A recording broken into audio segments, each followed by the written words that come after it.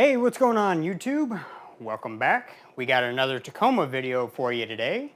So thanks to you guys and supporting the channel and watching my videos, I was able to get some more stuff for the truck. This time we got some seat jackers from Desert Does It. What this will do is it'll raise the seat up just a little bit. Unfortunately, my truck did not come with an electric seat. It was a really expensive truck, and for it not to come with electric seats, that's one of my complaints. I believe the Limited does, as well as the TRD Pro, but my model did not come with an electric seat.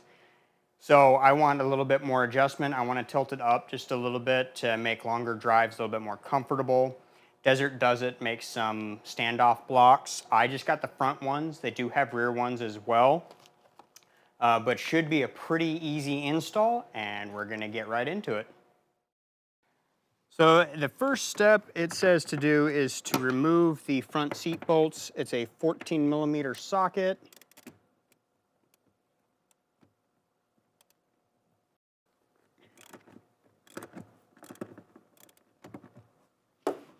The second step says to loosen the back seat bolts. I already have the plastic covers off. This will allow easier alignment for the blocks on the front. So the kit comes with 2 blocks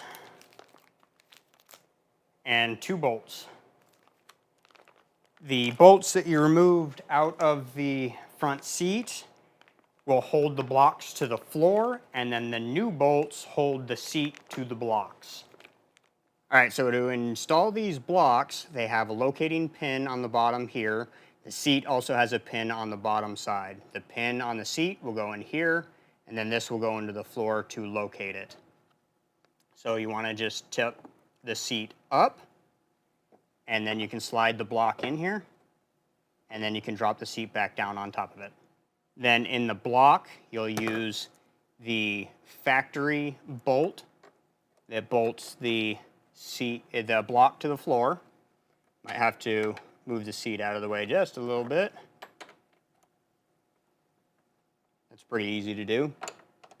I think what I'm going to do is I'm going to tighten those down or torque them down before I put the seats or the bolts for the seat in. You can use another person in the back seat to help tilt this up. It's not that heavy. It's really easy. I'm just putting my hand underneath the seat and just lifting up, and that's plenty in order to get the seat up high enough. So now we are torquing the bolts down. I don't have the bolts in the seats for the seat yet, but I'm just torquing the ones for the blocks. The instructions say to torque them to 27 foot-pounds, or what I like what it says on there, German specs, good and tight.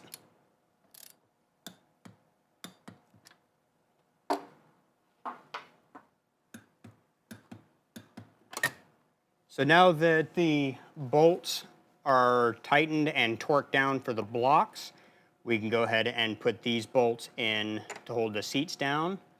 It does say to use some blue Loctite, so that's what we're going to go ahead and do. And then it says to also torque them down to 27 foot-pounds.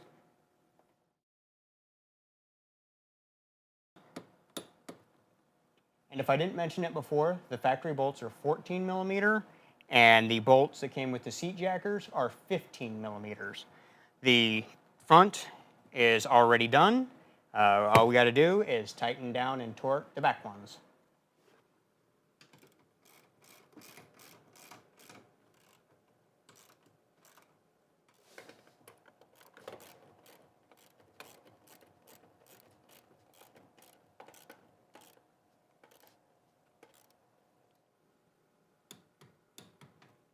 And then the last thing we have to do is put the plastic covers back on. So the very last thing that I need to do is to readjust where I sit, because now I'm leaning a little too far back. Probably just go up 1 notch and that'll probably be just fine. So at this point, I've had the seat jackers installed for several weeks now. I've had the opportunity to drive back and forth from school with them installed, and I've even had an opportunity to go on a road trip with them when I went camping. And I can definitely tell you I like them. I like them a lot. They definitely improve the angle of the seat. They make it far more comfortable. I didn't find myself shifting around in the seat when I was driving. Uh, it had a tendency to get sore on the sides of my legs here when I was on long drives, and it was almost pacing. I was just out the pacing before I realized that I hadn't been moving around. Like I wasn't really moving at all. So right now on our drive up to go camping, we're in Rye, which is just south of Payson in Arizona. I just realized that I really haven't been shifting my position very much. I've been staying pretty consistent, which is not typical for me. And so I think that the seat jackers have made a huge improvement on comfort. They're supporting my legs at a better angle, and I think that it's a huge improvement. So I definitely wanted to make sure that I said something about that, because I haven't been shifting around because I've been a lot more comfortable. So after I installed them, I did have to tilt the back of the seat up one notch, and then surprisingly enough, I didn't even think that this would happen. I actually had to slide the seat forward one notch as well.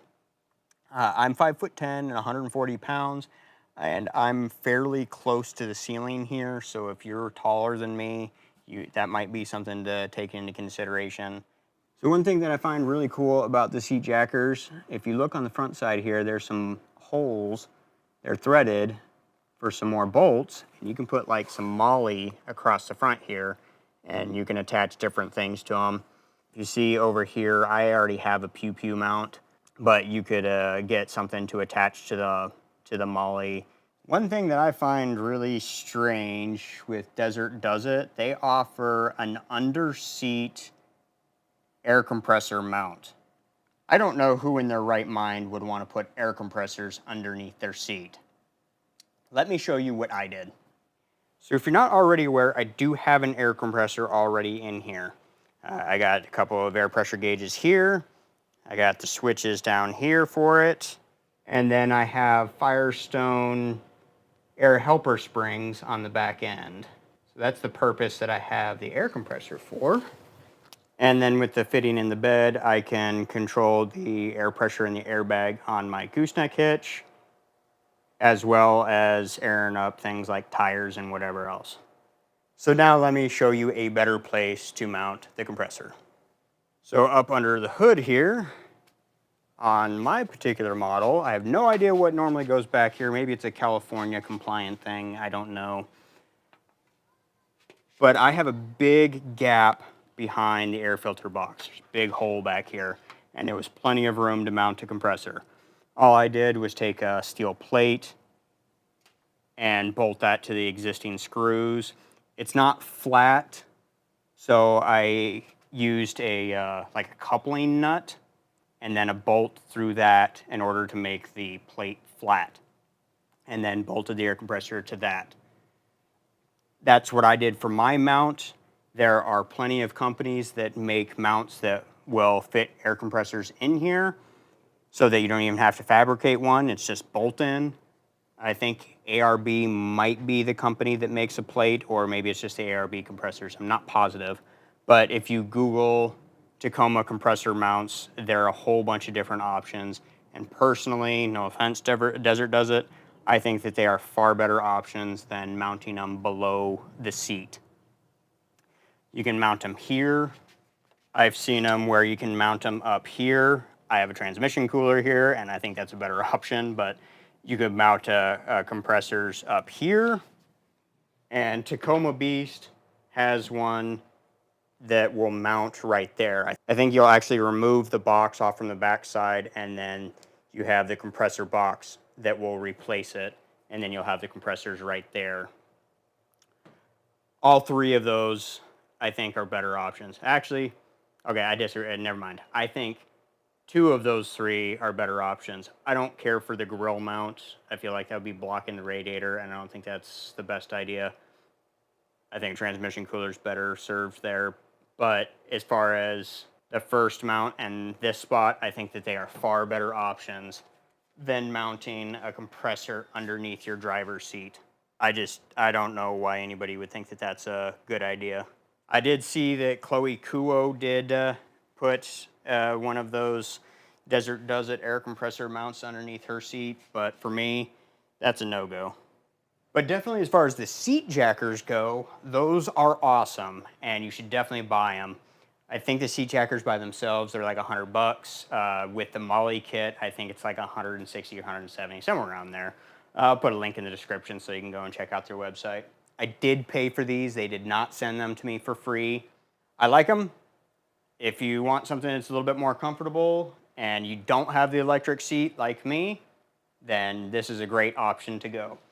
Different height options might be a good idea, but it could be a little difficult because of having the right bolt lengths, but I'm not sure. I didn't get any of the rear ones, and I probably won't because I'm happy with the way it sits. But it could be a help to get the rear ones if you are shorter and have a tough time seeing since the seats don't go higher. That could be a great option too. So anyway, that does it for this video, and we will catch you guys on the next one. See ya.